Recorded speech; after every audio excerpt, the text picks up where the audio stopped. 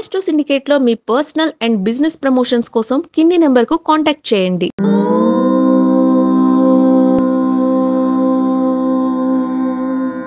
ఓం శ్రీ గురుభ్యో నమః. హరి ఓం. శ్రియః కాంతాయ కళ్యాణ నిధయే నిధయేర్తినాం శ్రీ వెంకట నివాసాయ శ్రీనివాసాయ మంగళం. మంగళం కౌసలేంద్రాయ మహనీయ గుణాత్మనే చక్రవర్తి తనూజాయ సార్వభౌమాయ మంగళం. అందరికీ నమస్కారం. కొత్త సంవత్సరంలో అంటే విశ్వావసునామ సంవత్సరంలో వస్తున్నటువంటి ఏకాదశి రేపే, అనగా 8/4/2025 మంగళవారం రోజున మనకి సర్వేషాం కామద ఏకాదశి. అన్ని రకాల కోరికలని పొందుకోవాలనుకుంటే తప్పకుండా ఈ ఏకాదశి వ్రతాన్ని ఆచరించండి. అసలు ఏకాదశి వ్రతం అంటే ఏమిటి అంటే నారాయణ మంత్ర స్మరణ నిత్యము, అంటే ఆ నిరంతరము ఆ రోజు మొత్తం అంటే రేపు మొత్తం కూడా విష్ణుమూర్తి యొక్క స్మరణ, విష్ణుమూర్తి ఆరాధన, శంఖ చక్రాలని పూజించడము, శేషతల్పం పోయినటువంటి పవళించినటువంటి ఆ మూర్తిని ధ్యానించడం. స్వామివారికి ఇష్టమైనది గీతము, శ్రవణము, అలాగే సేవ, దానము, అర్చన, ఇవన్నీ కూడా స్వామివారికి ఇష్టం. అలాగే మరి ఏకాదశి వ్రతం రోజున అన్నదానం చేస్తే మంచిదా అంటే తినగలిగేటువంటి అవకాశం ఉన్నవాళ్ళు, అంటే తినాలనుకున్న వ్యక్తులు కొంతమంది ఉంటారు, వారికి అన్నదానం చేయండి, పర్వాలేదు. అందరూ ఉపవాసము నక్తము కూడా అవసరం లేదుగా. అటువంటి వారికి తప్పకుండా మీరు ఈ యొక్క అన్నదానం కూడా చేయవచ్చు. కానీ అన్నం పెట్టడం అనేది నింద్యముగా చెప్పబడింది. అంటే అన్నదానం సహపంక్తి భోజనం అనేది, అంటే పంక్తి భోజనం అనేది వేరే విషయం. అన్నదానము కన్నా మీరు ఏదైనా ఇతరత్ర భోజనం, అన్నము కానిది అంటే బియ్యముతో వండనిది, బియ్యపు రవ్వ కానిది, అంటే ఇడ్లీ రవ్వ బియ్యంతో తయారు చేస్తారు కదా, అటువంటి బియ్యముతో కానిది గోధుమలతో, ఇతరత్ర జొన్నలు, యవలు, ఇటువంటి పదార్థాలతో మీరు వారికి కనుక ఏదైనా భోజన పదార్థం చేసి పెడితే మంచిది. కానీ ఏకాదశి వ్రతము తప్పకుండా మీరు ప్రాతకాలంలోనే, అంటే రేపు మంగళవారం రోజున చూడండి, మనకి ఎందుకు వచ్చింది ఇప్పుడు టాపిక్, మనకి తలంటు స్థానాల గురించి ఎక్కువగా ఇన్స్టాగ్రామ్లో వెళ్తుంది. మనకి చాలామంది ఇన్స్టాగ్రామ్లో తలంటు స్థానం గురించి, వీడికి ఏం తెలియదు, వీడికి అసలు జాతకం చెప్పరాదని చెప్పేసి, వీడికి ఏం తెలియదని చెప్పేసి, శాస్త్రం తెలియదని చెప్పేసి నానా రకాలుగా మాట్లాడుతుంటారు. పాపం వాళ్ళు కూడా అవివేకులు కదా. ఇప్పుడు వాళ్ళకి ఏం తెలుస్తుంది పాపం చెప్పండి, ధర్మశాస్త్రంలో ఎలా చెప్తుంది. కానీ ఇటువంటి పుణ్యకర్మల కార్యక్రమాల్లో మరి మంగళవారం తలంటు పోసుకోవద్దు కదా.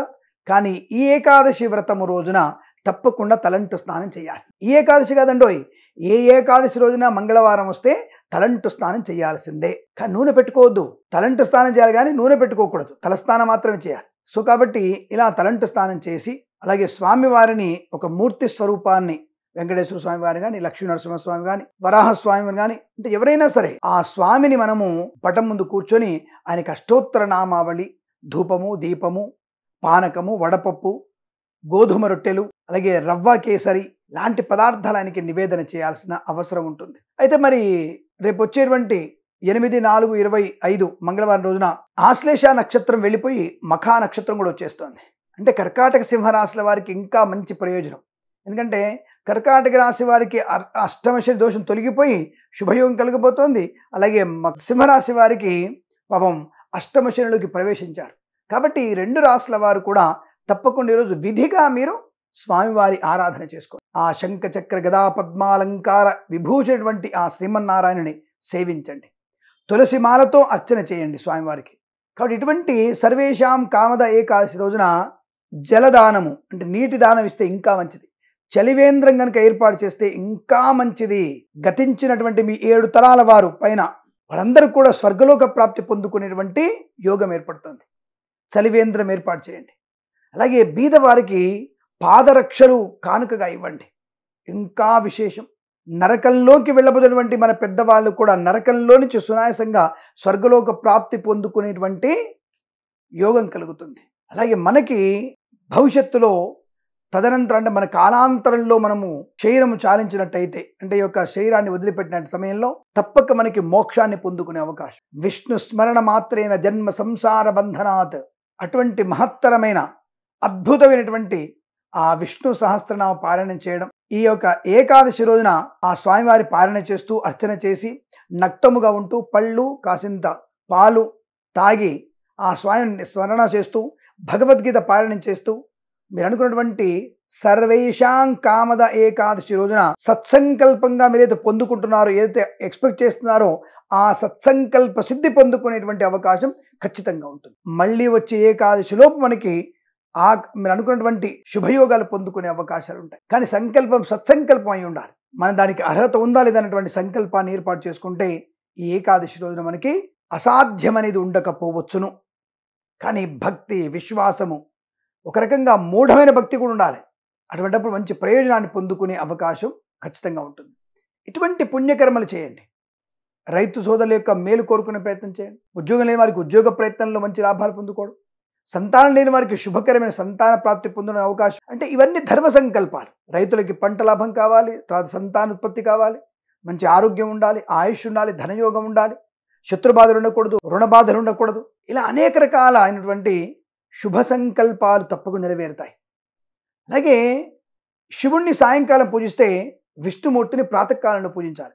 కాబట్టి మీరు తెల్లవారుజామునే ఈ స్వామివారి పూజాధికాలు సిద్ధం చేసుకొని తలంటు స్నానం చేసి స్వామివారికి మంచి అర్చన చేసినట్టయితే, సహస్రనామ పాలన చేసినట్టయితే శుభకర ఆనంద యోగాలు తప్పకుండా ఉంటాయి. ఇటువంటి ఏకాదశిని మనం వినియోగించుకోవాలి.